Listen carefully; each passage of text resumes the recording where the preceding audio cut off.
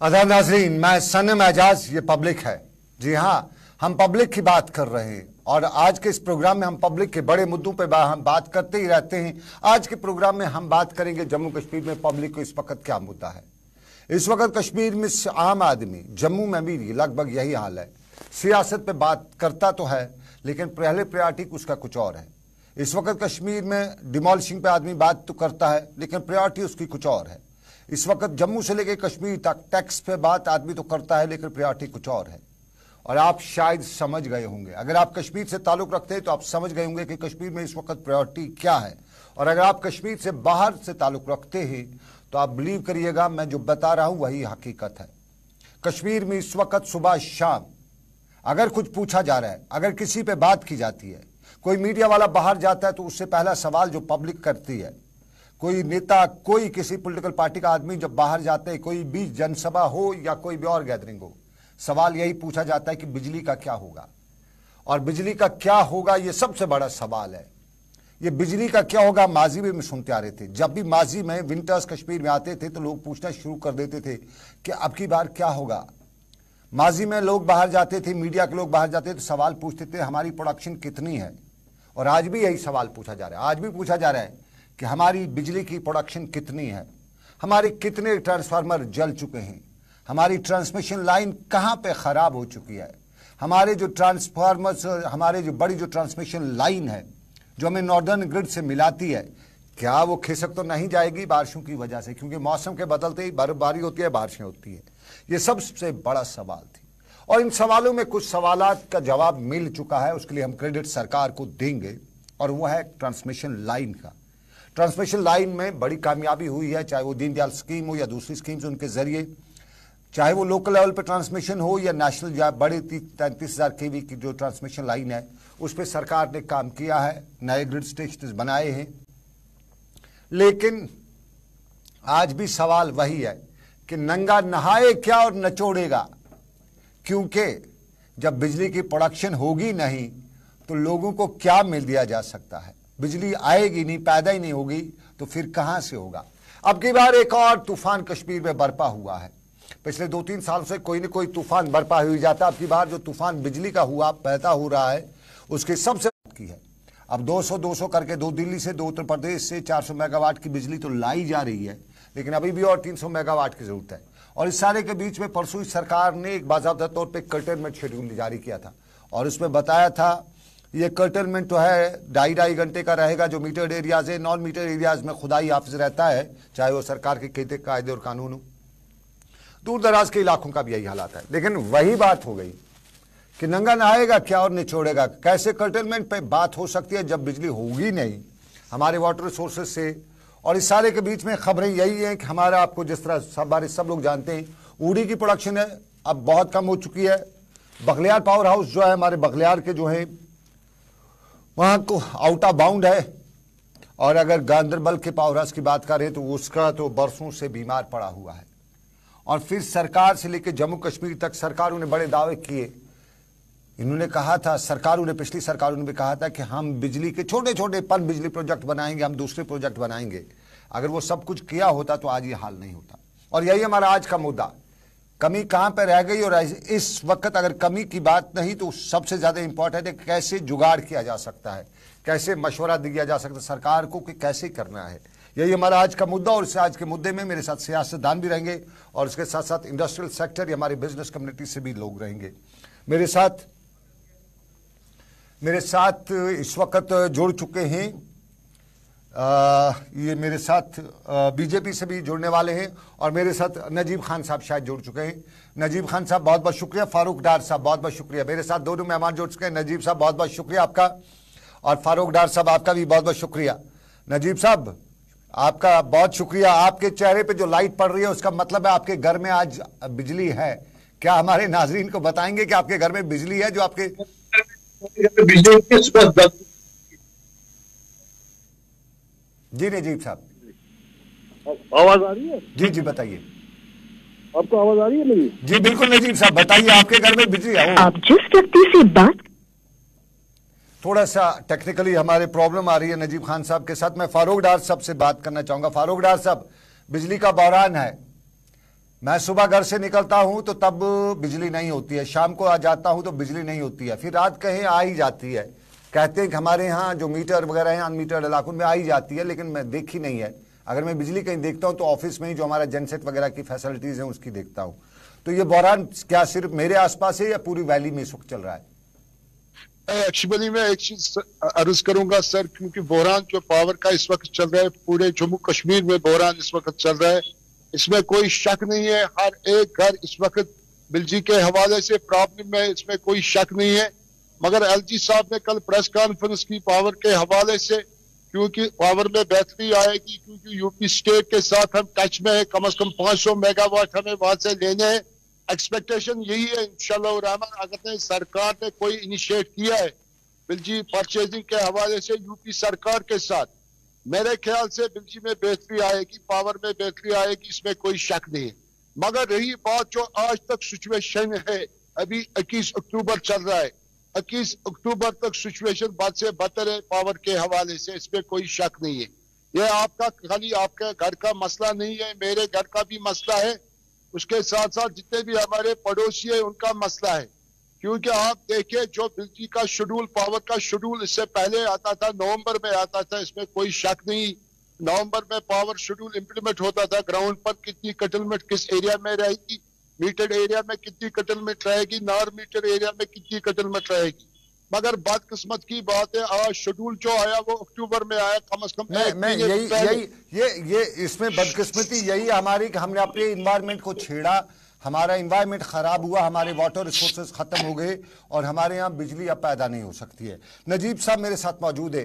नजीब साहब, मैं सियासत नहीं करना चाहूंगा, कल जम्मू कश्मीर के लेफ्टिनेंट गवर्नर मनोज सिन्हा ने भी इस पे बात की, लेकिन एक चीज जो है, पिछली सरकार आपकी और बीजेपी की थी, तब भी डबल इंजन सरकार थी, तब कोई नया पावर हाउस जो है, जितने रिसोर्सेज हैं उस हिसाब से पीडीपी ने यहाँ पे पिछली सरकार में कोई नया प्रोजेक्ट, पीडीपी बीजेपी दोनों ने, मैं एक ही को नहीं कहूंगा, कोई नया प्रोजेक्ट नहीं बनाया। मुझे तब भी याद है कुछ टेंडर्स आए थे, लेकिन तब बताया गया कि करप्शन हुआ और उन टेंडर्स पे वो काम वर्कआउट नहीं हो सका। अब आखिर कब तक हम पिछली सरकारों का रोना रोता रहेंगे? हमें बुलाया यहाँ पर। वैसे एक बात मैं बोलूं आपसे कि हमने जब कॉमन मिनिमम प्रोग्राम बनाया था ना 2014 में जी, आपको तो पता ही है किस बात पे लिए बनाया था। हम चाहते थे कुछ पावर हाउस, नहीं देखिए, हम चाहते थे कुछ पावर हाउस हमारे साथ, हमारे स्टेट को वापस मिल जाए जो एनएचपीसी चला रहे हैं, तो उस हिसाब से हमने, मगर बदकिस्मती वैसे हालात बन गए कि वहां पर आपको पता है 2-3 साल में क्या हो गया और पॉलिटिकली क्या कैसे कैसे हालात बन गए। इसलिए बीजेपी वालों ने, हमने चाहा कि उसको दिल्ली वालों के साथ हमें अलायंस करे। दिल्ली वाले बहुत बड़ी सरकार थी, दिल्ली वालों को बहुत बड़ा मैंडेट मिला था, हम चाहते थे कि ये लोग हमसे ताउन करे और स्टेट को कुछ करे, मगर बदकिस्मती ज्यादा पॉलिटिक्स ही रही। और यकीन मानिए पिछले 50 साल से, जब से यहाँ पर स्टेट बनी है, आप देखिए कितने एग्रीमेंट्स हुए हैं एनएचपीसी के साथ हुए, उसके बाद देखिए उसकी रॉयल्टी क्या रखी है। जो इंडस वाटर ट्रीटी हुई है, मुझे लगता है हमारे लिए बहुत प्रॉब्लम थी, हमारे कश्मीर के लिए वो फायदेमंद नहीं, जम्मू कश्मीर के लिए फायदेमंद नहीं थी, क्योंकि जो प्रोजेक्ट्स उसको बनाए हैं, जो जम्मू कश्मीर में प्रोजेक्ट बने, वो ऑल और सारे प्रोजेक्ट्स रन ऑफ रिवर पे बने हुए हैं। बीइंग ए इंजीनियर, मैं खुद भी इंजीनियर हूँ, आपको तो पता है, ये रन ऑफ रिवर पे जो प्रोजेक्ट्स होते हैं, जो विंटर की कैपेसिटी होती है, इनमें बहुत कम चली जाती है, डिस्चार्ज जो वाटर हो जाता है दरियाओं में, ये कम हो जाता है। मेरे हिसाब से एक प्रोजेक्ट था जो रिवर बिराज था, वुलर बिराज था। अगर उसमें ड्यूरिंग द फ्लड टाइम, अगर उसमें हम थोड़ा पानी कलेक्ट करें तो विंटर में हम रेगुलेट करें, वो मुझे लगता था that was only alternative left. ऐसे बाकी चीज आप एक्सपेक्ट करेंगे कि हवा से ऊपर से ही कोई बिजली आएगी, वो नहीं आएगी। और हर साल जब हम चाहते हैं कि नहीं जी हमें बिजली कुछ ज्यादा मिले बाहर से, उसका उनका यही बोलना होता है कि नहीं जी आपके पास कैपेसिटी नहीं है, आपके पास ग्रिड सिस्टम नहीं है। आप इंजीनियर, मैं थोड़ा सियासत, मुझे वुलर बिराज भी याद है, मैंने उस पर स्टोरीज भी की हैं, मुझे निंगली प्रोजेक्ट भी याद है। मेरा बगलियार इस वक्त नहीं चल रहा है, मेरा उड़ी सेकंड थर्ड भी बैठा हुआ है, मेरा गांधरबल का जो पावर हाउस है वो तो बीमार है बरसों से। मैं उस चीजों में अभी नहीं जाना चाहूंगा, लेकिन मैं एज एन इंजीनियर आपसे जानना चाहूंगा, इस वक्त अभी अक्टूबर चल रहा है, अक्टूबर की 20 तारीख, 21 तारीख को ये हाल है, इस वक्त ये पावर कैसे आगे कितनी बढ़ सकती है? आगे मुझे लगता है इससे ज्यादा बेहतर, इससे बेहतर क्या हो सकता है? मुझे लगता है इस वक्त हमारे इलाके में 5-6 घंटे तो कटे रनट होती है, और मुझे लगता है इस साल तो बहुत बहुत ज्यादा होगी। और इलाज क्या है? इलाज आज आपको एज एन इंजीनियर मैंने बुलाया, पीडीपी तो बात की बात है, लेकिन एज एन इंजीनियर है, इलाज क्या किया जा सकता है? इसके इलाज मैंने आपको बोला द बेस्ट है इसके लिए विलेज बराज में अगर आप कैपेसिटी बढ़ाएंगे वो एक चीज हो सकती है, और इसका इंफ्रास्ट्रक्चर आप बढ़ा सकते हैं, ग्रिड स्टेशन बढ़ा सकते हैं, मुझे लगता है वो ज्यादा बेहतर। एक जमाना था यहाँ से बिजली लेके उड़ी की बिजली यहाँ से बाहर चली गई, और जब याद आया कि कश्मीर को भी देनी है, इनके पास इंफ्रास्ट्रक्चर नहीं था।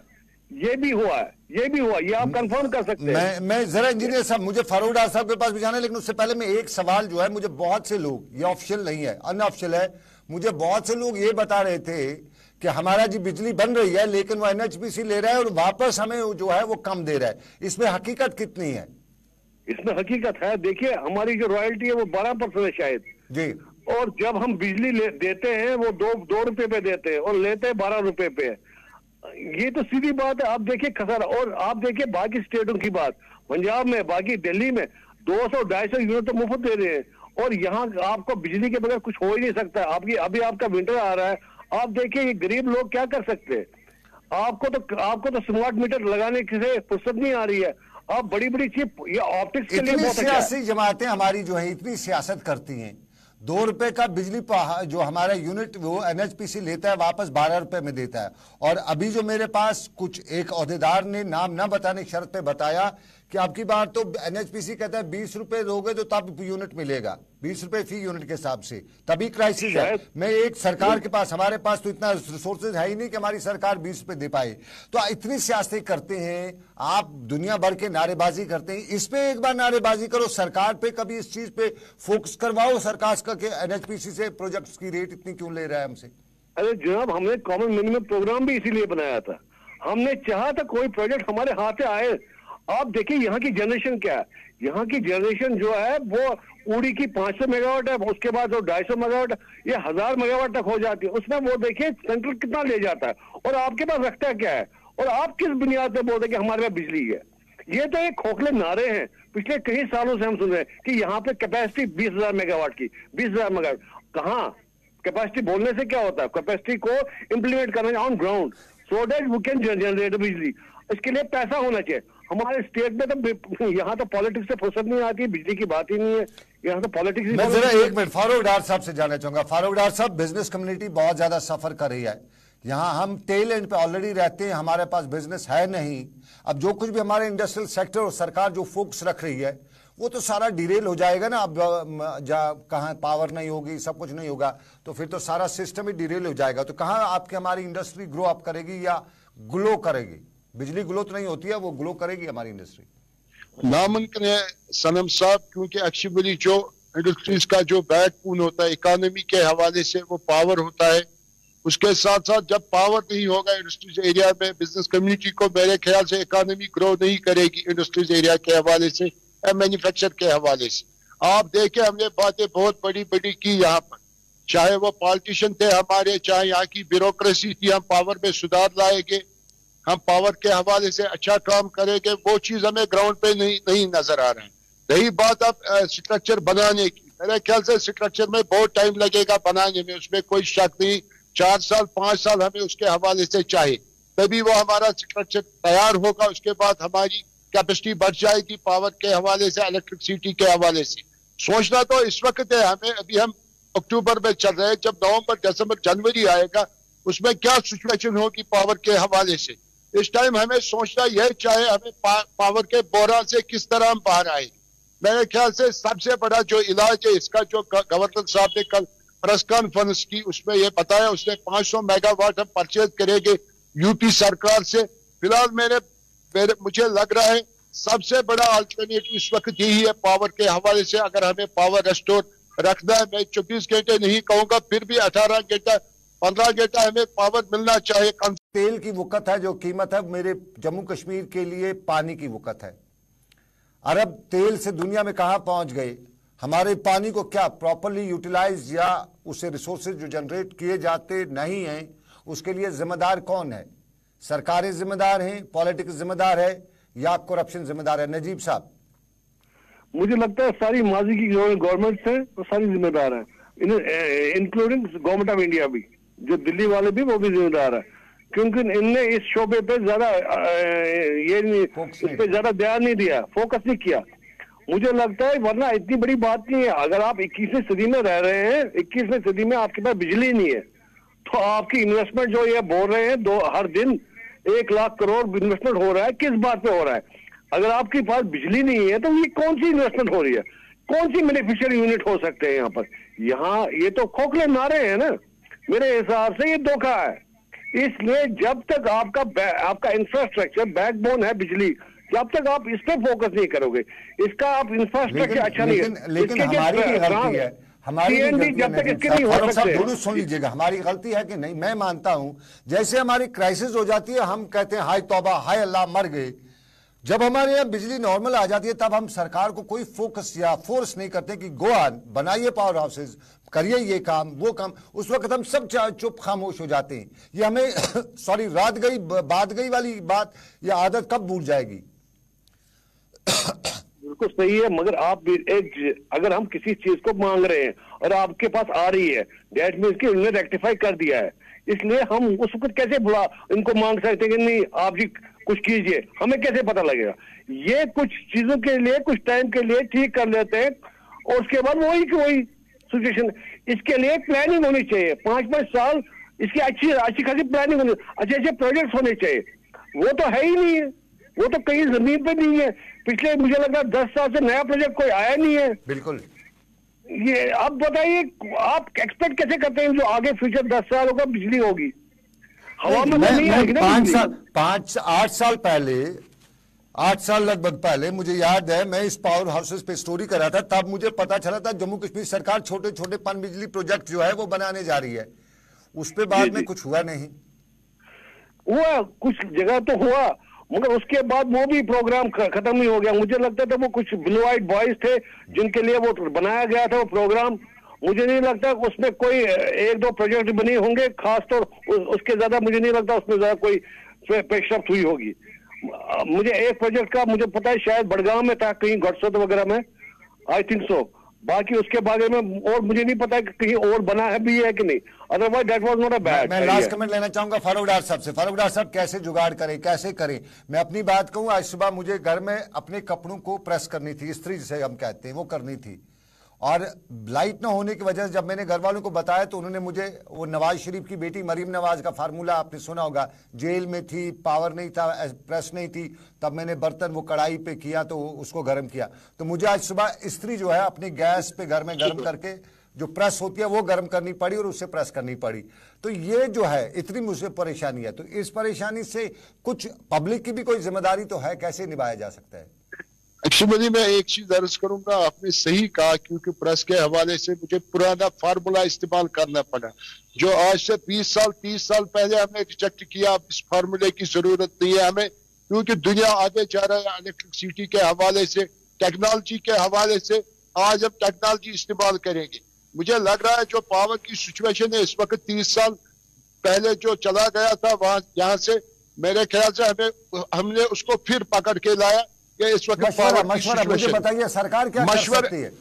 मशवरा यही है सरकार को, जो कि ये इस वक्त पावर क्राइसिस है, मेरे ख्याल से पिछले 30 सालों से सिचुएशन यही चल रही है। अब बची कुछ अगर कुछ बकाया रह गया था वो इन 2 साल 3 सालों में मसला रह गया।